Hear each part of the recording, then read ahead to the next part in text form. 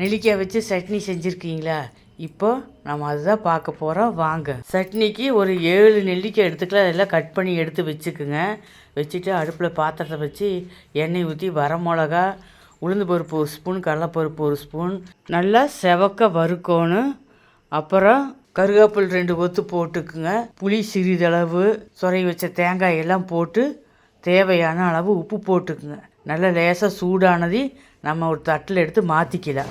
பாத்திரத்தை அடுப்பில் வச்சு எண்ணெய் ஊற்றிக்கங்க. கட் பண்ணி வச்சுக்கிற நெல்லிக்காயெல்லாம் போட்டு நல்லா மிதமான தீயில் வச்சு நல்லா கிளறி விடுங்க. நல்லா செவந்துடணும். இதே பாதி வெந்துடும் உங்களுக்கு. ஒரு தட்டில் எடுத்து வச்சுக்கலாம். வறுத்து வச்சதெல்லாம் ஆறிடுச்சு. இப்போ மிக்சி ஜாரில் போட்டு நம்ம சட்னி அரைச்சிக்கலாம். அவ்வளோதாங்க, நெல்லிக்காய் சட்னி ரெடி.